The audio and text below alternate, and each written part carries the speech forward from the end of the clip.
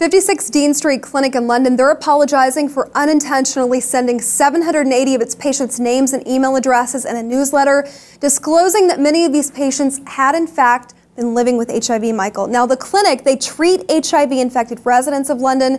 They said that this privacy breach wasn't intentional. The newsletter, which was a mass email, it was intended for people using its HIV and sexual health services. Now this was in an effort to give treatment options and support. One of these patients revealed that he was living with HIV. He told this to The Guardian, and I don't have his identity. He said, "I've been a patient at 56 Dean Street since moving to London 5 years ago, and I've always trusted them with my information. Option E is a service set up for patients who are stable and on long-term HIV treatment. It's designed to make my life easier."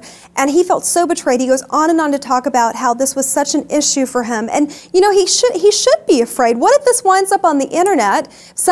All it takes is one sinister person to publish these names of people living in the area with HIV. You know, their anonymity is shot. And they don't have the tort issue going on that we do here in our legal system. You can see mass lawsuits coming out of this if this had happened here. If it happens there, they're investigating it. The clinic didn't mean to do it. There is an apology on the table. But what recourse do you have? I don't know that you have any recourse, and what's weird about it, it is on the internet. I mean, that's how we got the story. So right. This is a tragic story because clearly this type of illness is of a deeply personal nature. Mm-hmm. And there's such a stigma associated with it. Of course, it's terrible. I feel for these people. I will say this, I do believe that it probably was an accident, that the information got out there. Someone was careless, and supposedly they say that the person that was responsible is deeply remorseful, as I'm sure they would be. I'd be sorry too. I'd also be worried about criminal charges if this happened here because of HIPAA violations. But again, I don't fully understand the laws there, and I don't think that any criminal issue applies here. And it is unfortunate. But just relaying this back to us, you know, I can't imagine the unfolding amount of lawsuit minutia that would come out of something like this. If this had been the U.S., yes, it would be a huge deal. I think this is going to be a huge deal there. I mean, we're talking about 780 people. Yeah, that's a lot of people with various situations. So it's a tragic story. I feel for them.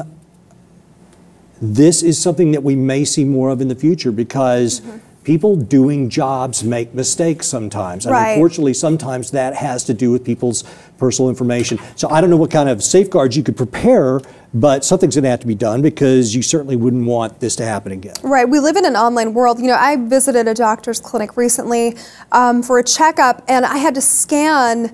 They do scans now. Everything is electronic. You sign every form electronically. And I'm thinking, you know, all of my information, my personal health, you know, where I live, all of my information is stored electronically. How easy would that be? You know, gone are the days of you know, locked papers in a drawer. I mean, obviously some offices still use that, but we're in an electronic age. I can see this happening more and more. Yes.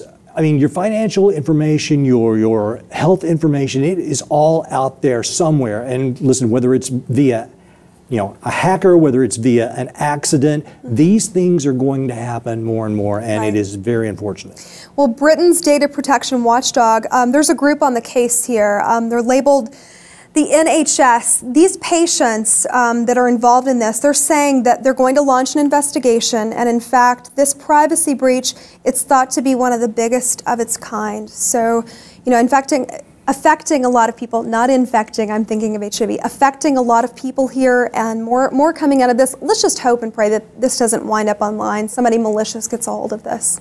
Anyway, we'd love to know what you think at home about this story.